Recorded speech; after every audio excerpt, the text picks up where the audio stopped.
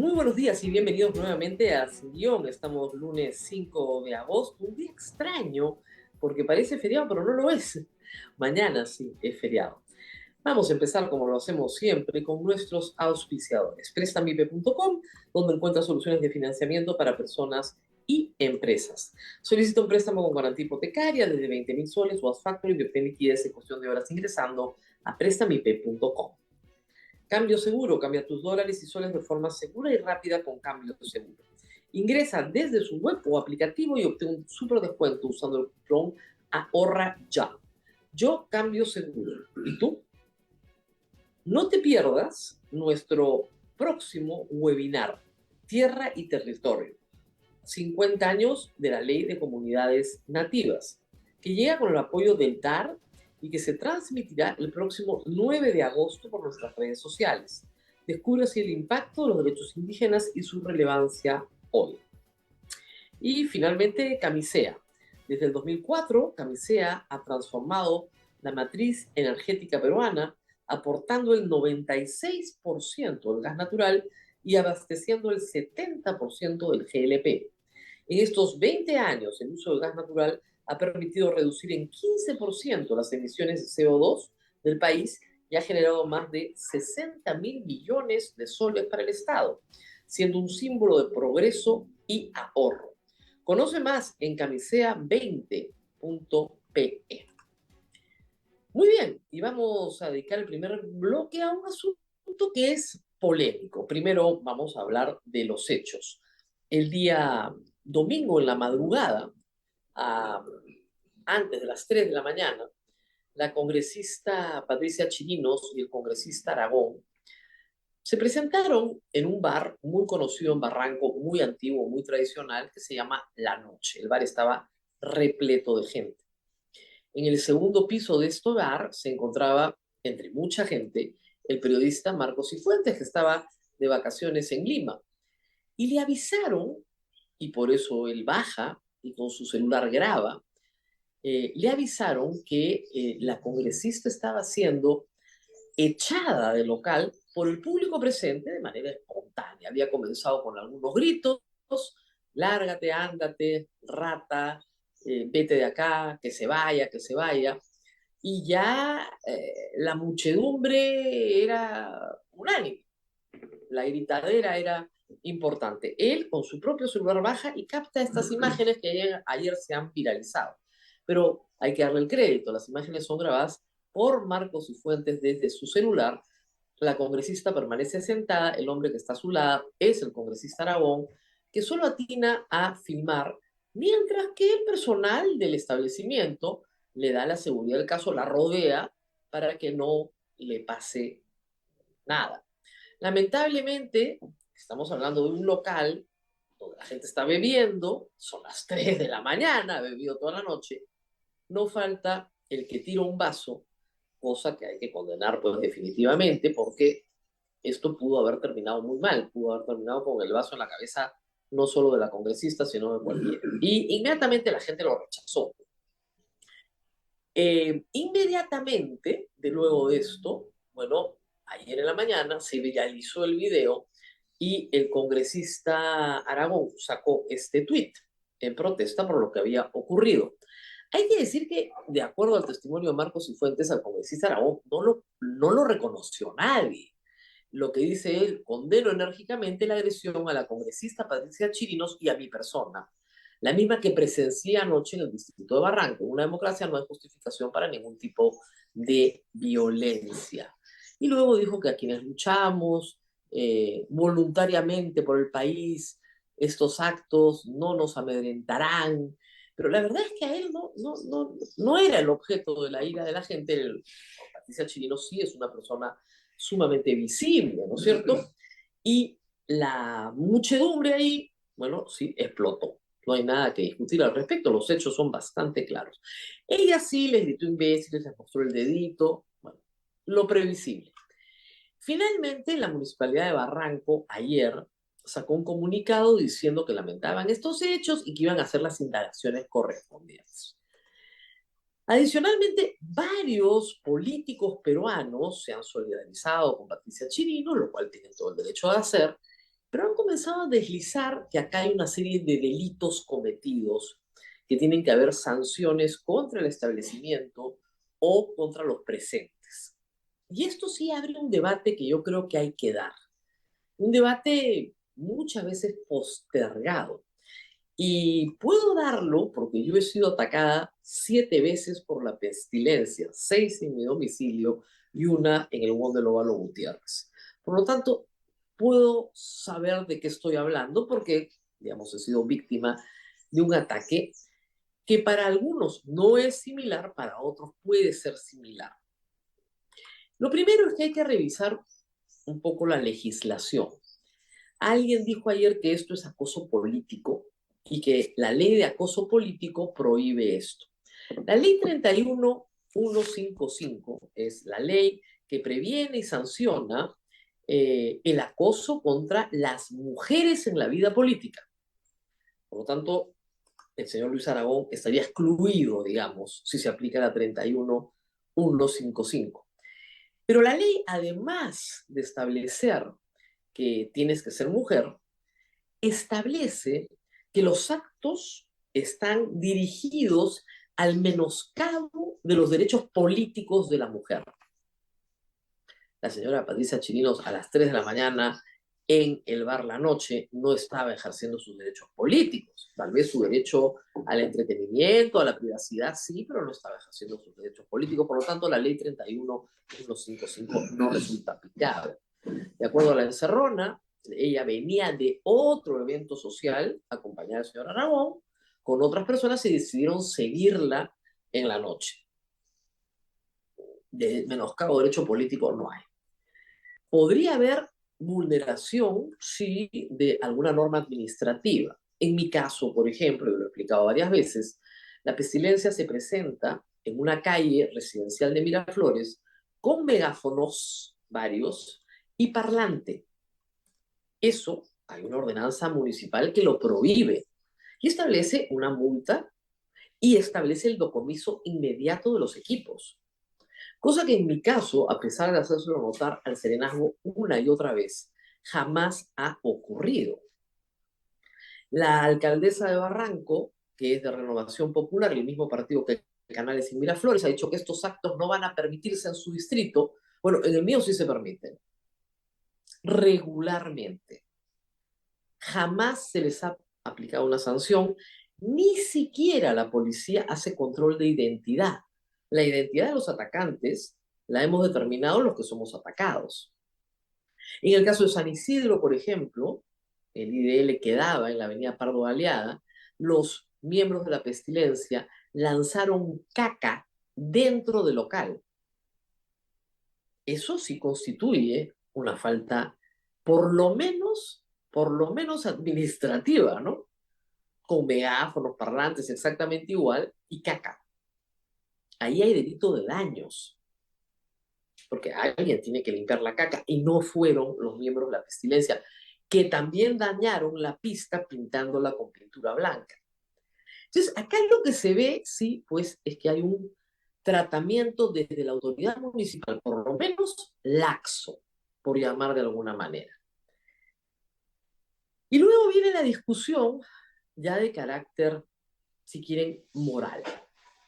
A mí no me gustan los linchamientos. Me parecen crueles, me parecen desagradables. Desde el primer momento que vi las imágenes, para mí eso no se hace. Que la señora en justicia se lo merece, porque la justicia es darle a cada quien lo que merece. Eso lo tiene que evaluar cada uno. Yo creo que sí que ha hecho atrocidades en el Perú y que los electores tienen todo el derecho a estar molestos. Pero los linchamientos públicos implican tomar una posición. Es difícil también demandarle a la gente racionalidad a las 3 de la mañana después de haber tomado toda la noche. Es verdad. Pero hay que ser mejores, ¿no? Yo no le haría a la pestilencia lo que la pestilencia me hace a mí. Entonces, por eso hay que ser mejores. Si promovemos los linchamientos públicos, como desde los partidos políticos Renovación Popular y Fuerza Popular y el APRA, que protegen a la pestilencia, han promovido, los terminamos matando en las calles. Es interesante porque es un tema muy debatible. La protesta, por supuesto que es legítima, pero tiene que ser canalizada adecuadamente. En España, en España hay jurisprudencia sobre esto, que diferencia el escrache del acoso político. El escrache sí está permitido, porque es protesta legítima, el acoso político no. Y hay varias diferencias que saltan a la vista. Por ejemplo, en los ataques a mí hay una planificación, hay una organización planificada y sistemática, recurrente, con líderes, ¿no? Con medios. Miren, en un bus traen equipos, hay un líder, hay varios líderes, hay discursos, hay una preparación. El tiempo de duración también es un factor importante. No es un incidente de unos gritos, es algo más extenso. Entonces, la espontaneidad versus la planificación tiene que ser un indicador de que estamos ante hechos diferentes.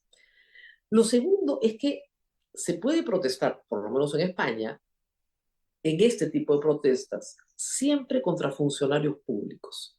Jamás contra alguien que no sea funcionario público, porque no tiene la obligación de rendir cuentas. Y lo tercero es que no se protesta contra la persona, sino contra las políticas públicas que ella representa. Ojo, esto es bien diferente. No se denigra a las personas, se protesta contra la política pública que esa persona representa. Y eso sí está permitido. Y la duración, en España, reitero, es bien importante. Si es un ataque de 20 minutos en el domicilio de un político, se puede. 20 minutos en el domicilio de un político, funcionario público que tiene que rendir cuentas por una política pública. Pero acoso sistemático, planificado, por horas, ¿no? Jornadas de insultos en la puerta de la casa de una persona, no se puede.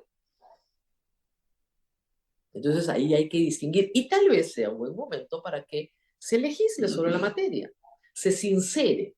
Sí, los grupos políticos como Fuerza Popular, Renovación o el APRA, que invitan a sus eventos a estas personas, quieren que este sea un modo de operación política en el Perú, que lo sinceren. Pero cría cuervos y te sacarán los ojos porque la gente se sentirá absolutamente empoderada para insultar en un bar 10 o 15 minutos a una persona hasta lograr que se vaya. El problema de lo que ha pasado con Patricia Chirinos es un clima creado por las mismas fuerzas políticas que ayer salieron a defenderla. Y ese clima ha sido creado desde hace varios años, no es nuevo. Y es el clima del linchamiento. Y reitero, a mí no me gustan los linchamientos, creo que son crueles, y creo que son desagradables, y creo que deben ser evitados, a pesar de que yo los haya sufrido.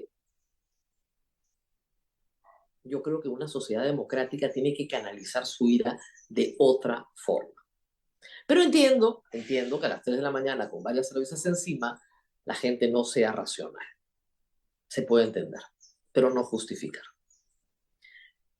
Muy bien, vamos a la pausa y vamos a hablar de conflictos de interés acomodos y otras noticias que también han ocurrido este fin de semana gracias a varios dominicales y a varios portales de noticias. Pausa y volvemos.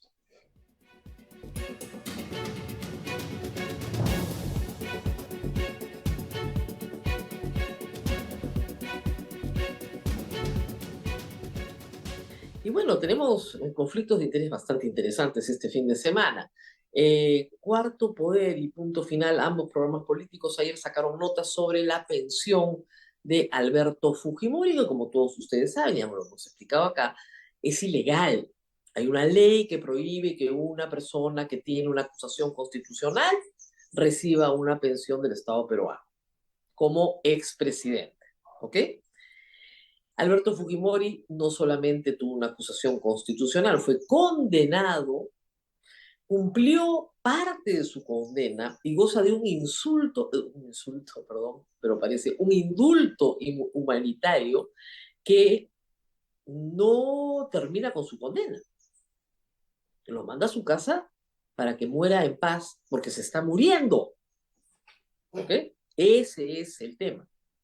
En teoría, ahora postula a la presidencia o lo lanzan de candidato, pero se supone que se está muriendo. Pero no ha cumplido su condena. Es más, él se allana en los casos de corrupción. Él dice, sí, señor juez, ya no me juzgue, yo soy culpable, sentencia. De ninguna manera, en ningún universo posible, le corresponde una pensión. Y además no la necesita. Y todos sabemos que no la necesita porque el señor no está en indigencia. Es una forzada de mano política para hacer ver que Alberto Fujimori es presidente o fue presidente del Perú, constitucional y legítimo, y que jamás hubo acá nada que se parezca a una dictadura. Es una forma de hacer propaganda política. Es más, nos hemos enterado este fin de semana que ya está desde julio recibiendo su pensión, ya recibió, ni siquiera ha pasado por la mesa directiva. Pero la noticia es esta, la que pone La República y sale de los reportajes de ayer, de Punto Final. Funcionarios vinculados al secretario de APP fueron los que aprobaron la pensión vitalicia para expresidente. Luis Valdés dice que no tiene nada que ver, que no sabe de qué se trata, que nadie le ha consultado, pero los tres funcionarios de la administración del Congreso, empezando por la jefa de Recursos Humanos y los abogados de la Oficina Legal y Constitucional, que son los que finalmente validan este informe, todos son militantes de Alianza para el Progreso. Y todos tienen vinculación directa con Luis Valdés o la han tenido en el pasado. ¿Raro? No, pues no es raro. Hay un pacto de facto. El fujimorismo acepta poner a Salguana de presidente del Congreso. Y a cambio de eso se hacen estas gestiones que venían desde la época de Soto sin ningún inconveniente. Las familias Acuña y Fujimori y Cerrón son las familias que manejan hoy el país. Y este tipo de acuerdos parece más o menos elemental, o por lo menos no se oponen a que así suceda. Porque miren, ningún abogado en el mundo firma algo que es manifiestamente ilegal si es que no tiene una orden política detrás o no tiene una protección política detrás. ¿Qué más ha pasado este fin de semana? Lo siguiente, por favor. Ministro del Interior defendió empresa acusada de coimear al prófugo ministro Juan Silva. Esto antes de que fuera ministro, ciertamente, y el señor ministro del Interior, Juan José Santibáñez, tiene derecho a defender a quien quiera, pero cada día le sacan más monerías a este hombre de un estuchito, es una caja de Pandora. Cada vez que le sacan a un cliente, todo el mundo dice, wow, ¿también? Y es que el ministro del Interior debería ser, ¿no es cierto?, el titular de la persecución del crimen, no el defensor de criminales. Pero a eso se dedicó en su vida anterior. Ayer han habido un par de reportajes. Toda la información además sale del mismo lugar, de las conversaciones que él tuvo durante casi 2 años con un oficial de policía, el famosísimo ya Capitán Culebra. El asunto se origina en que el señor ministro del Interior niega su voz en un audio que consiguió la encerrona, en la cual ordena, digamos, callar a Marcos y Fuentes. Y dice que no es su voz. Ah, no es su voz. El policía entregó el teléfono entero y son 2 años de conversaciones, pidiendo favores, pidiendo información, pidiendo cosas, y de ahí sale, y sale, y sale información sobre el ministro del Interior que parece inamovible y parece ser que al gobierno le encanta, no importa qué, pero le encanta. Muy bien, la siguiente noticia es una entrevista hoy en la edición de hoy día a Charmely Bustíos. Ustedes recordarán a Charmely, la hija del periodista Bustíos, asesinado, entre otros, por Daniel Urresti, que purga una condena de 12 años. ¿Por qué está nuevamente Charmely en la noticia? Porque la semana pasada el gobierno no observó una ley promovida por Fernando Rospigliosi y por el almirante Cueto, que señala que en el Perú los crímenes de lesa humanidad sí prescriben. innovando en el derecho, ¿no? Sí prescribe. Entonces, bajo esa ley, que no fue observada por el Ejecutivo y ya venció el plazo, el Congreso la puede promulgar inmediatamente. No hay ningún obstáculo para lo haga. Y lo va a hacer, porque es parte del pacto. Bajo esa ley, lo primero que van a hacer varios procesados, entre ellos Daniel Urresti, es decirle al, al, al, a los jueces retroactividad benigna. A mí me condenaron por algo que hoy no es delito, por lo tanto, me tienen que liberar. ¿Qué es lo que pide Charmelí Bustíos al sistema de justicia? Evidentemente al Congreso no le pide nada, porque sabe que la van a promulgar de todas maneras. Lo que le pide es control difuso, es decir, que los jueces en cada caso concreto prefieran los tratados internacionales de derechos humanos y la Constitución a la ley. Y esperemos que así sea. Esperemos que así sea para que haya justicia. Pero nunca se sabe. Y finalmente, esto tiene que ver también con el fin de semana, pero es más antiguo. Y es también una primicia de la encerrona y de la paciencia del periodista Jonathan Castro. En mayo de este año hubo una reunión de APEC y nuestro canciller, el señor Javier González Olachea, trató de agradar a la audiencia señalándole que el Perú comerciaba con Asia desde muy, muy antaño. Se conocía de esto, pero nadie había podido encontrar la grabación. La primicia es que encontraron la grabación. Y esto fue lo que dijo el canciller a 21 representantes de 21 economías de Asia-Pacífico. Por favor, escucha. El comercio entre el Asia y el Pacífico es mucho más antiguo de lo que normalmente reconocen los historiadores. En la época de los incas, para hablar en el caso peruano, Atahualpa, uno de nuestros incas, atravesó los mares y llegó a algunas islas del Asia 250 años o quizás menos de nuestra colonización, convirtiéndonos en virreinato, llevando más de 15.000 guerreros y comerciando entonces en pequeños barcos que llamamos totoritas, totoras, a diferencia de los grandes barcos que entonces dominaban los mares, por ejemplo, los vikingos. Y hace 400 años aproximadamente, años más, años menos, de las tierras peruanas salió una primera mujer, al mando de varios navíos, buscando lo que Colón no descubrió, las Indias Orientales. Descubrió las Islas Turquesas, Isabel Barreto, viuda de un navegante español, y posteriormente trajo en sus primeras embarcaciones y en su primer recorrido de varios, los primeros productos, según registra la historia. A ver, el canciller tiene algunas ideas, algunas nociones, ¿no?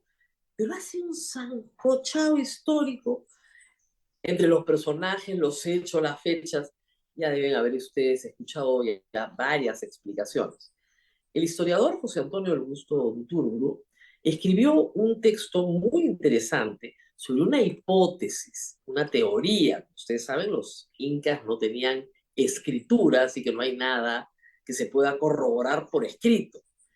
Y la teoría era que el inca Tupac Yupanqui, abuelo de Atahualpa, 70 años antes de que llegaran los españoles aproximadamente, emprendió una travesía a la Polinesia, no a unas islas del Asia, a la Polinesia, no con 15.000 guerreros, del gusto calcular que fueron 2.000, y no en caballitos de Totora, que no es lo mismo que Totoritas, que es una playa, y una Totora chiquita, no en caballitos de Totora, ¿ok?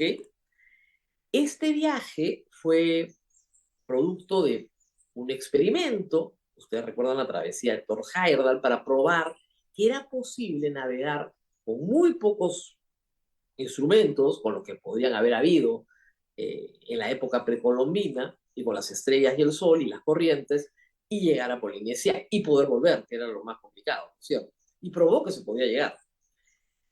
Pero eso no tiene nada que ver con la historia que les ha contado el canciller a estos visitantes. En este tipo de casos, cuando uno va a hacer una cita histórica, aunque uno sepa mucho, ¿no? O crea que sepa mucho, lo mejor es revisar la bibliografía antes para no equivocarse. Atahualpa, como ustedes saben bien, es el inca que es apresado por Francisco Pizarro en la conquista. 250 años antes no podía estar vivo. Eso es más o menos obvio. Muy bien, nos tenemos que despedir. Mañana es feriado, mañana es el aniversario, el bicentenario de la batalla de Junín, una batalla muy importante en la liberación de los pueblos de América del dominio español.